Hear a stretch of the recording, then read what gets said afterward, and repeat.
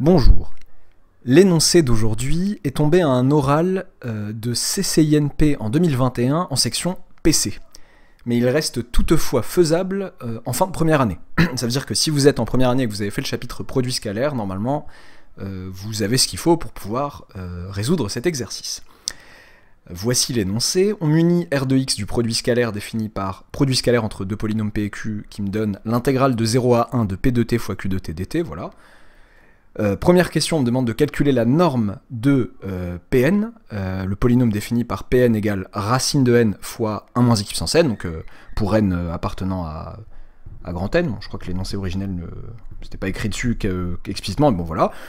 On me demande ensuite de montrer qu'il n'existe pas de polynôme t appartenant à R de x tel que, quel que soit P appartenant à R de x, le produit scalaire entre t et P me donne P de 0. Il n'existe pas un tel polynôme t, voilà. A priori, si vous êtes en deuxième année, ça doit faire écho à quelque chose, à une notion, une certaine notion que vous voyez en deuxième année sur les formes linéaires. Voilà, j'en parlerai en fin de vidéo, une petite parenthèse en fin de vidéo. Vous pouvez vous donner une vingtaine de minutes de réflexion et de recherche avant de regarder la correction et correction. Bon, première question sympathique. Calculer la norme de Pn, bon ça doit pas être très dur, donc soit n appartenant à grand N, bon je l'aurais écrit ici même si je l'ai ajouté comme ça à mon énoncé. Eh bien, qu'est donc la norme au carré de Pn? La norme au carré de Pn, c'est le produit scalaire de Pn avec lui-même. Ok, bon, sympathique. Ça me fait donc tout simplement l'intégrale de 0 à 1 de Pn de t fois Pn de t, donc Pn carré de t, dt.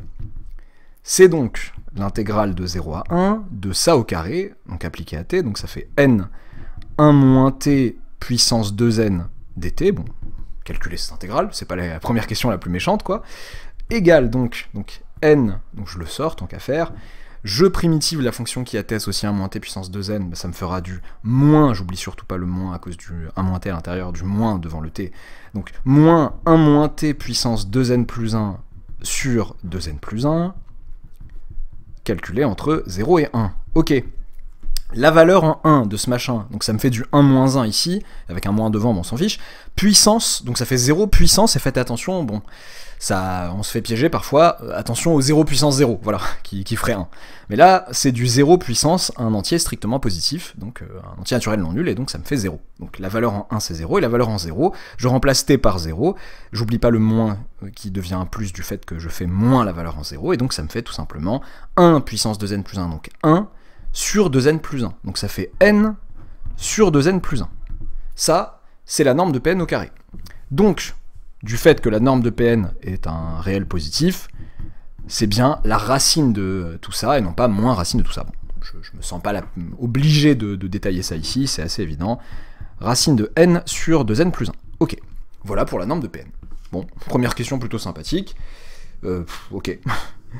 Deuxième question. Montrer qu'il n'existe pas de polynôme t de R de x vérifiant cette propriété. Bon. Comment je fais pour montrer qu'il n'existe pas un tel polynôme, et surtout l'enchaînement avec la première question. Ce que j'aime bien dans cet exo, il n'est pas très dur, pas spécialement dur en soi, mais c'est un enchaînement relativement classique. On me fait calculer ça, à quoi ça sert? Bon bah, on va supposer par l'absurde qu'il existe un tel polynôme t, tel que pour tout p j'ai cette relation, tout p polynôme de R de x, et à votre avis, je tutoie tout le monde là. À votre avis, à quel polynôme j'appliquerais, au pluriel, j'appliquerais cette relation? Bah au polynôme Pn. Ok, donc, supposons par l'absurde, et on verra s'il y a quelque chose de bizarre qui en découle. Supposons par l'absurde qu'il existe un t appartenant à R de x, il existe un t polynôme à coefficient réel tel que, quel que soit p polynôme à coefficient réel, eh bien le produit scalaire entre t et p me donne p de 0. Ok, donc en particulier, pour ce t, eh bien, quel que soit n appartenant à grand N, le produit scalaire de t avec Pn doit me faire automatiquement Pn de 0. Bon. Bon. Pn de 0, je peux calculer ça d'ailleurs. Pn de 0, qu'est-ce que ça nous fait, Pn de 0? Je remplace j'évalue en 0, donc ça me fait racine de n fois 1 moins 0 puissance n, donc ça me fait racine de n fois 1 puissance n, donc ça fait racine de n, quoi. Pn de 0, ça me fait tout simplement racine de n. Bon, ok. Et alors, en quoi est-ce que c'est choquant d'avoir t scalaire Pn qui fait ça? Le problème, c'est que je peux pas calculer autrement, enfin... t, je connais pas t, en fait. J'ai rien, j'ai pas d'infos sur t. Bon. Que vient faire la norme de Pn dans cette histoire? Ouais. Il y a une histoire de produit scalaire entre t et Pn, et une histoire de norme de Pn, et je devrais aboutir à une absurdité. Bah, moi j'ai envie d'essayer, bon, après c'est pas... Voilà. Je fais comme si c'était un grand mystère ou quoi, mais c'est un truc à tester, honnêtement, là. Cauchy-Schwarz. On va essayer de voir si Cauchy-Schwarz nous donne quelque chose de bizarre. L'inégalité de Cauchy-Schwarz. Que dit l'inégalité de Cauchy-Schwarz? L'inégalité de Cauchy-Schwarz sans t donne... Eh bien, que la valeur absolue de ce produit scalaire, et en particulier ce produit scalaire, donc si vous voulez, bon, que ça, c'est inférieur ou égal à la norme de t fois la norme de Pn. Ok, on va voir si c'est bizarre. Et ça reste vrai sans la valeur absolue, bien sûr. C'est-à-dire que la racine de n est inférieure ou égale à la norme de t fois la norme de Pn. Qui est la norme de Pn? Eh bien, la norme de Pn, c'est racine de n sur 2n plus 1. Racine de n sur 2n plus 1, pardon. Ok. Et alors, et ce, quel que soit n appartenant à grand n. Qu'est-ce qu'on a envie de faire? On a envie d'aboutir à un résultat sur juste la norme de t. J'ai envie de passer tout ce machin de l'autre côté. De diviser, en fait, par racine de n sur 2n plus 1. Voilà, diviser par, je vais être très clair, donc ça me permet de dire, attention, il faut que je le fasse, mais d'accord, mais pour n non nul. Quel que soit n appartenant à une étoile, pour pouvoir diviser par tout ça. Quel que soit n appartenant à une étoile, eh bien j'ai donc que racine de n fois racine de 2n plus 1 sur n, inférieur ou égal à t, à norme de t, pardon. Ok. Est-ce qu'il y a quelque chose de bizarre? Bon, les racines se simplifient, les racines de n et racines de n, là. Donc j'ai que, quel que soit n appartenant à une étoile, racine de 2n plus 1 est inférieur ou égal à la norme de t. Vous voyez pas une absurdité là, franchement? Bon, clairement, t c'est un norme de t, pardon, c'est un réel fixé. Donc si on parle d'un polynôme t de R de x, donc sa norme par ce produit scalaire, sa norme, c'est un certain réel fixé. Donc ça c'est absurde. Pourquoi c'est absurde? Parce que la limite quand n tend vers plus l'infini de racine de 2n plus 1, eh ben c'est plus l'infini.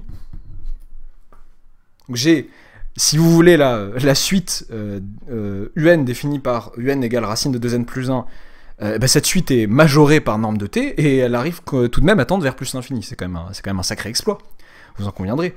Donc en fait, il n'existe pas, donc j'ai la flemme d'écrire cette phrase finale, mais du coup, la conclusion, c'est tout simplement qu'il n'existe pas de polynôme t vérifiant cette chose. Il n'existe pas de polynôme réel à coefficient réel t vérifiant une telle chose. Vérifiant que, quel que soit P appartenant à R crochet X, le produit scalaire entre T et P me donnerait P de 0. Ok, alors le dernier mot que je voulais dire, plutôt à l'attention des deuxième années et des premières années curieux, peut-être que vous avez déjà entendu parler de ça, justement, bah si, en fait, on s'en est peut-être entendu parler, parce qu'on en a fait une autre vidéo qui va s'afficher en suggestion, une vidéo qui parle justement du théorème de représentation de Riesz dans un espace euclidien. C'est pas le cas de R crochet X. Si j'avais mis Rn de X pour un certain n, alors là oui.